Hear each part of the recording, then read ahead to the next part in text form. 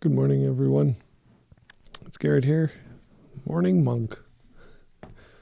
A personal creation of value. One of the truly great things that accrued to the old-time craftsman and to the few still remaining was the joy that came from the meaning of doing, the feeling of value that pervades a person's whole being when she does something of which she's proud. This feeling is found in the person who knits or does needlepoint, the painter, the writer, the cabinet maker, the really good cook, the workman or woman who creates something of value. And I think that's where it comes from, the personal creation of value. Do you know what I mean? If you do, you know that it's a large part of a person's income, his psychic income, so important to living in good, healthy adjustment.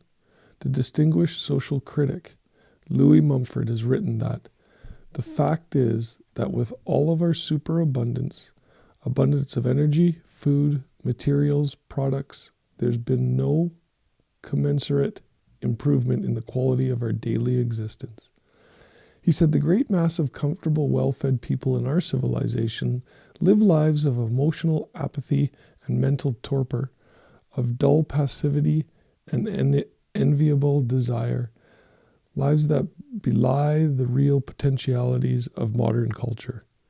He's also pointed out that the fault lies in forcing something that is capable of producing goods in great numbers to provide more and more on top of more every month, every year, until quality and beauty must be destroyed in the process, until there's so much that we no longer appreciate it. Mumford's concern, and I think every thinking person will agree with his concern, is with balance and self-discipline, with the sort of person who will do intelligently and well whatever he turns his hand to because he understands the meaning of doing, the meaning of value, not only in that to which he turns his hand, but in his life as well. There's meaning in doing something well, anything really. You know, there are no so-called good jobs and bad jobs.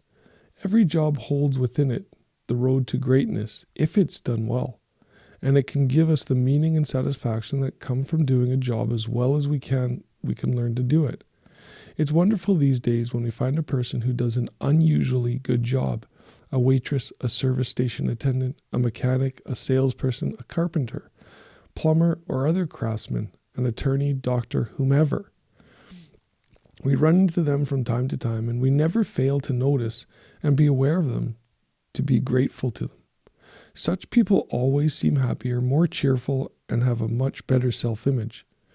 They seem to find joy and delight in their work, in their days. And they seem to understand that there is meaning in doing what they do as well as they can. They can take a few extra pains that converts what would otherwise be an ordinary job into something special. They stand out like a fresh oasis in a dismal desert of uninteresting sameness, and they realize that the meaning they find in doing brings meaning into their lives. They're happier people because of it. You know them. Perhaps you're one of them. If so, congratulations. You're the member of an exclusive club. Do you find meaning in the job you do? Are you happy during your workday? How does this reflect how you feel about the work you do? Is it time to make a change? Another great little passage. I love it. Take those questions and truly answer them and see where you stand. You know, do you find meaning in the job you do? Are you happy during your workday? How does this reflect how you feel about the work you do?